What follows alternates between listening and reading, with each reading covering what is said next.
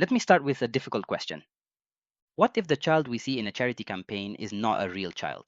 The image may look real, the poverty may be real, the suffering may be real, but the person in the picture was created by artificial intelligence. This may give charities a new way to protect children's privacy and respect. But it may also make donors think they are looking at a real child and a real moment. Today, I will not say that AI images are always right or always wrong. I will look at where they can help, where the risks begin, and why charities must be open about using them. Charities are already using generative AI in their daily work. A 2024 survey of charities in the United Kingdom found that 58% were using it mainly to write website content and public messages. 39% were using it for communication inside the organization. 37% were using it for research and collecting information. And 24%, almost one charity in four, said they were testing it in fundraising. These numbers show that AI is no longer only a future idea. It is already part of charity work. AI-generated images are part of this change. They may solve a privacy problem because charities can show a difficult situation without showing a real child. But risks begin when the use of AI is hidden, when private information is placed in AI tools, or when an image is designed to create stronger feelings than the real situation. Charities use images because an image can explain a problem very quickly. A photograph of a child can make a distant problem feel close and personal. It can attract attention and encourage people to donate. But there is also a cost. A real photograph may show a child's face, home, school, health problem, poverty, or family situation. A young child may not understand that the photograph could remain online for many years. Other people may copy it, share it, change it, or use it for another purpose. So charities face a difficult choice. A real photo may feel more honest, but it may expose the child. An AI image is not a real photograph, but it may protect the child's identity. The question is whether charities can show a real problem without making people believe that an invented child is real.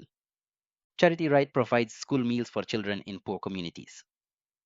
The organization tested a direct question.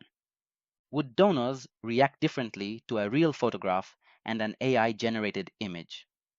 It used both types of images in its advertising and compared the results. The fundraising income was almost the same. The cost of the advertisements and the number of people who clicked were also very similar. This result is important.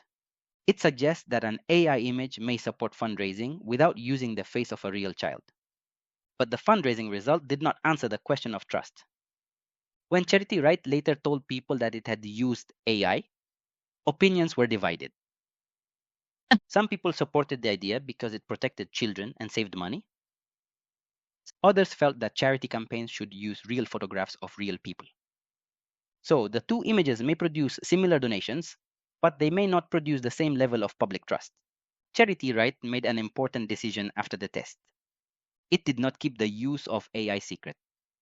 It told people that some of the images were made by AI and asked for their opinions.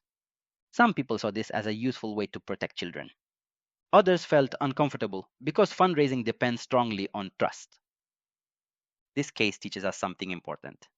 Telling people about AI does not make every use acceptable. But without this information, donors cannot make their own decision. Being open does not end the discussion. It allows a fair discussion to begin. The case also leaves us with another question. Would people give the same amount of money if they saw the words AI-generated image before donating? At the moment, we do not have a clear answer. Furniture Bank in Canada used AI images in a campaign about furniture poverty. Furniture poverty means living without basic things such as beds, tables, chairs, or a safe place for children to study. Furniture Bank wanted to show this problem without photographing real families during very private and painful moments. So, it created images based on real situations. The images showed children doing homework on the floor, families sleeping without proper beds, and homes without basic furniture. In its 2022 campaign, the organization produced 40 different AI-generated images. It printed them as postcards and sent them to donors. The campaign used a very clear sentence. The picture itself is not real, but the reality is. The organization did not claim that the picture showed a real person or a real moment. It explained that the image was created, while the social problem was real. This may help charities show suffering without exposing or shaming real families. The Malaria No More campaign used AI in a different way. In its video, David Beckham appeared to speak 9 languages. AI changed the video so that his mouth movements matched the different languages. The voices came from people who had survived malaria in different parts of the world. The campaign helped their messages reach world leaders and people who did not speak English. The video received wide media attention and won a COGEX award for using AI for a good purpose. Technically, the video was a form of deepfake, but it was different from a harmful deepfake. David Beckham agreed to take part. The purpose was clear. And the technology carried real messages about malaria to a wider audience. This case shows that an AI-made video may be acceptable when people agree, the goal is clear, and the public is told how it was made.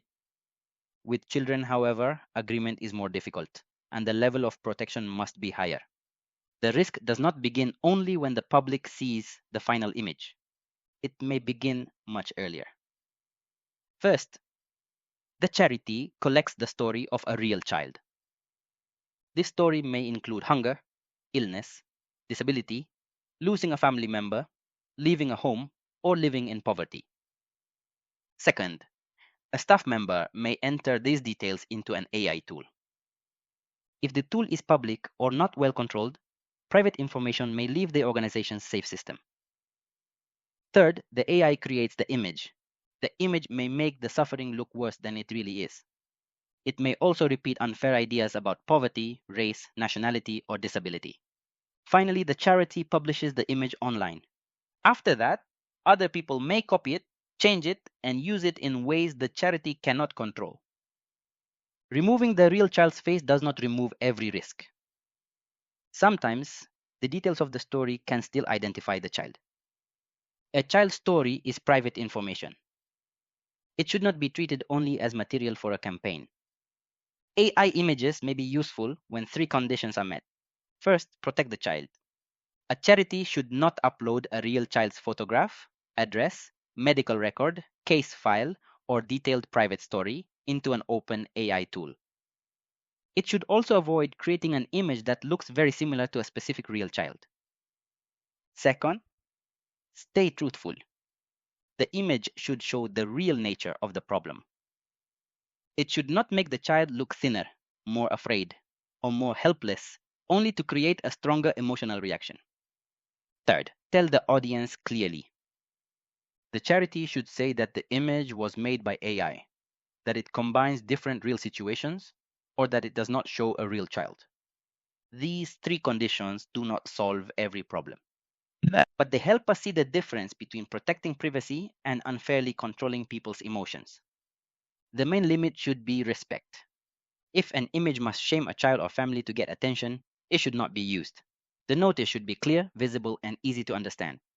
It should not be hidden at the bottom of a page or inside a long legal text. For example, a charity could write AI-generated image based on combined real-life situations. It does not show a real child. Or it could write, this image was created by AI to protect children's privacy. The situation reflects the real conditions faced by families supported by our programs. These sentences protect both the child and the donor. The donor understands that the image represents a real problem, but does not show a real person. This is also becoming a legal issue. Article 50 of the European Union AI Act includes rules about telling people when some content has been created or changed by AI, including deepfake videos. These rules are planned to apply from the 2nd of August 2026. For charities, following the law is only the starting point. Their work depends on public trust. A small hidden label may meet a legal need, but it may not be enough to protect that trust. AI-generated images are not always wrong. They may help charities tell important stories without placing real children in public view. But a good purpose does not remove every risk. A charity may say that it used AI to protect privacy. A donor may still feel misled if the image looks like a real photograph and no clear explanation is given. So charities need clear limits. Private information about children should not enter public or uncontrolled AI tools. An AI image should not copy the face of a specific child. The image should not make suffering look worse than it really is. And a charity should not use an AI image as proof that a certain event happened exactly as shown. An AI image can represent a real situation, but it should not be presented as a photograph of a real person or a real moment. The purpose may be good, but the method must also be honest. I do not want to end with a simple answer. AI may help charities stop showing real children during the most difficult moments of their lives. In some countries, it may also offer a practical answer to a legal problem. Germany is one example. German law gives strong protection to a person's right over the use and publication of their image. In general, an organization needs permission before publishing a photograph in which a person can be recognized. When the person is a child, the issue is even more sensitive. For charities, getting clear and valid permission may be difficult. A young child may not fully understand where the image will appear, how widely it may be shared, or how long it may remain online. An AI-generated image that does not show or copy a real child may reduce some of these legal and privacy risks. But it is not an automatic legal solution. If a charity enters a real child's photograph, private story, or medical information into an AI tool, it may still be using personal data. And even when no real child appears, the image may still mislead donors if they believe it is a real photograph. So AI may help solve one problem while creating another. Should charities always tell people when an image is AI generated? Will this reduce donations? Can a positive deepfake be accepted when everyone agrees and the purpose is good? We still need more evidence and clearer rules. AI may give charities a safer way to show a real problem. But the child must remain more important than the image, the campaign, and the donation. Thank you.